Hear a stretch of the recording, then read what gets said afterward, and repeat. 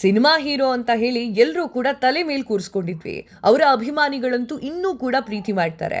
ತಮಿಳ್ನಾಡಿನಲ್ಲಿ ಅವರು ಮಾಡ್ತಾ ಇರುವಂತಹ ವರ್ಕು ಕೆಲಸವನ್ನೆಲ್ಲ ನೋಡಿ ಸಿಕ್ಕಾಪಟ್ಟೆ ಜನ ಫ್ಯಾನ್ ಆಗಿದ್ದಾರೆ. ಆದರೆ ವಿಜಯ್ ತಳಪತಿ ಅವರು ಕರ್ನಾಟಕಕ್ಕೆ ಯಾಕೆ ಈ ಥರ ದ್ರೋಹ ಬಗ್ಗಿತ್ತಿದ್ದಾರೆ? ಕಾವೇರಿ ನೀರನ್ನ ಕೊಡಲೇಬೇಕು, ಬಿಡಲೇಬೇಕು ಅಂತ ಹೇಳಿ ಹಠ ಹಿಡ್ಕೊಂಡು ಕೂತ್ಕೊಂಡಿದ್ದಾರೆ. ಆಯ್ತು ಸ್ವಾಮಿ, ಕಾವೇರಿ ನೀರು ಕೊಡ್ತೀವಿ, ನಮಗೆ ಇಲ್ಲಿ ಕುಡಿಲಿಕ್ಕೆ ನೀರಿಲ್ಲ. ನೀವು ಅದಿಷ್ಟು ಕಾವೇರಿ ನೀರುಗಳನ್ನು ತೆಗೆದುಕೊಂಡ್ರೆ ಬೆಂಗಳೂರು ಜನ ಏನು ಮಾಡಬೇಕು? ಮಂಡ್ಯ ಜನ ಏನು ಮಾಡಬೇಕು?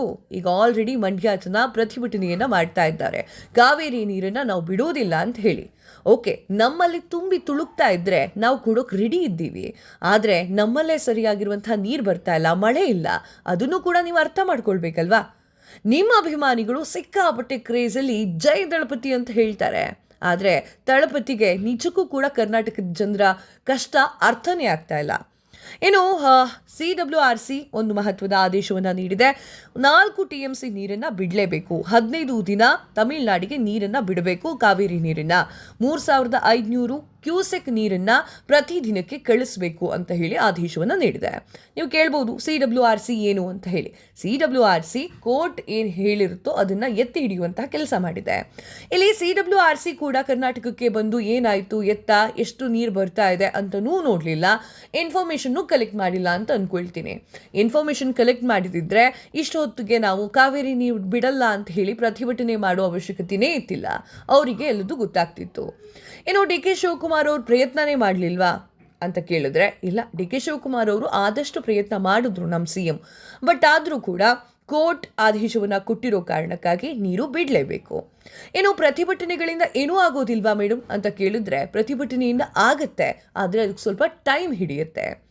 ಇನ್ನು ಕಾವೇರಿ ನೀರಿನ ವಿಚಾರಕ್ಕೆ ಸಂಬಂಧಪಟ್ಟಂತೆ ನಾವು ಒಪ್ಪಂದವನ್ನು ಮಾಡ್ಕೊಂಡಿದ್ವಿ, ಇಷ್ಟು ತಿಂಗಳಿಗೆ ಇಷ್ಟು ನೀರುಗಳನ್ನು ನಾವು ಬಿಡ್ತೀವಿ ಅಂತ ಹೇಳಿ. ಅದೇ ರೀತಿಯಾಗಿ ನೀರೇ ಬಿಡಬೇಕು ಅಂತಾದರೆ ಇಲ್ಲಿ ಮಳೆ ಬರ್ತಾ ಇಲ್ಲ. ಈ ಪರಿಸ್ಥಿತಿಯನ್ನು ಕೂಡ ತಮಿಳುನಾಡು ಅರ್ಥ ಮಾಡ್ಕೊಳ್ಬೇಕಲ್ವಾ? ವಿಜಯ್ ಸರ್, ಏನು ಸರ್ ಇದು? ನಾವು ಕೂಡ ನಿಮ್ಮ ಅಭಿಮಾನಿಗಳೇ. ನಿಮ್ಮ ಅಭಿಮಾನಿಗಳಿಗೆ ಯಾಕೆ ಈ ಥರ ಮಾಡ್ತಿದ್ದೀರಿ? ಇನ್ನು ಆಗಸ್ಟ್ 3ನೇ ತಾರೀಕು ಒಂದು ಮಹತ್ವದ ಸಭೆ ಇದೆ. ಆ ಒಂದು ಸಭೆಗೆ ವಿಜಯ್ ತಳಪತಿಯವರು ಬರ್ತಾರಾ ಅನ್ನೋದೇ ಪ್ರಶ್ನೆಯಾಗಿದೆ. ಕಾವೇರಿ ನದಿ ನೀರನ್ನು ತಮಿಳುನಾಡಿಗೆ ಹರಿಸುವಂತಹ ವಿಚಾರಕ್ಕೆ ಸಂಬಂಧಪಟ್ಟಂತೆ ಆಗಸ್ಟ್ 3ನೇ ತಾರೀಕು ಬೆಂಗಳೂರಿನಲ್ಲಿ ಒಂದು ದೊಡ್ಡ ಸಭೆ ಇದೆ. 14 ವರ್ಷದ ಬಳಿಕ ಈ ಸಭೆ ನಡೀತಾ ಇದೆ. ಸಭೆಯಲ್ಲಿ ತಮಿಳುನಾಡಿನ CM ಜೋಸೆಫ್ ವಿಜಯ್ ಅವರು ಭಾಗವಹಿಸ್ತಾರಾ ಅನ್ನೋದೇ ದೊಡ್ಡ ಕುತೂಹಲ. ಅಭಿಮಾನಿಗಳು ಕರ್ನಾಟಕದಲ್ಲೂ ಇದ್ದಾರೆ ಅಂತ ಹೇಳಿ ಗೊತ್ತಾದರೆ CM ಸಾಹೇಬ್ರಿಗೆ ಬರ್ತಾರೆ, ಮಾತಾಡ್ತಾರೆ. ಇಲ್ಲ, ನಮ್ಮಷ್ಟೇ ನಾವು ನೋಡ್ಕೊಳ್ತೀವಿ, ನಮ್ಮದೇ ಗಡಿ ನಾವು ನೋಡ್ಕೊಳ್ತೀವಿ ಅಂತಂದ್ರೆ ಅವ್ರು ಬರಲ್ಲ. ಇದರ ನಡುವೆ ದೆಹಲಿಯ CWRC ಈ ಒಂದು ಸಭೆಯಲ್ಲಿ ತಮಿಳುನಾಡಿನ ಪ್ರತಿನಿತ್ಯವೂ ಕೂಡ 3500 ಕ್ಯೂಸೆಕ್ ನೀರು ಬಿಡಬೇಕು ಅಂತ ಹೇಳಿ ಅವರು ಕಟ್ಟುನಿಟ್ಟಾಗಿ ಹೇಳಿದ್ದಾರೆ. ಆದರೆ ನಮ್ಮ ಕತೆ ಬೇರೆನೇ ಇದೆ ಅಲ್ವಾ? ತಮಿಳುನಾಡಿಗೆ ನೀರು ಹರಿಸುವಂತಹ ವಿಚಾರಕ್ಕೆ 14 ವರ್ಷದ ಬಳಿಕ ಬೆಂಗಳೂರಿನಲ್ಲಿ ಮಾತುಕತೆ ಶುರುವಾಗಿದೆ.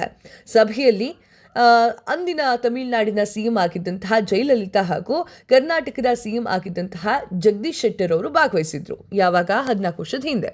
ಉಭಯ ರಾಷ್ಟ್ರಗಳ CMಗಳ ಜೊತೆಗೆ ಚರ್ಚೆ ಮಾಡಲಾಗಿತ್ತು. ಈ ವೇಳೆ 30 TMC ನೀರು ಬಿಡ್ತೀವಿ ಅಂತ ಹೇಳಿ ಒಪ್ಕೊಂಡಿದ್ರು. ಅದು ಸತ್ಯ. ಆದರೆ ಈಗ ನಮಗೆ ನೀರಿಲ್ವಲ್ಲ. ರೈತರ ಆಕ್ರೋಶ ಏನು ಅಂತಂದರೆ, ಪ್ರತಿನಿತ್ಯ 3500 ಕ್ಯೂಸೆಕ್ ನೀರು ಬಿಡುವ ವಿಚಾರಕ್ಕೆ ಆಕ್ರೋಶವನ್ನು ಹೊರಹಾಕ್ತಾ ಇದ್ದಾರೆ.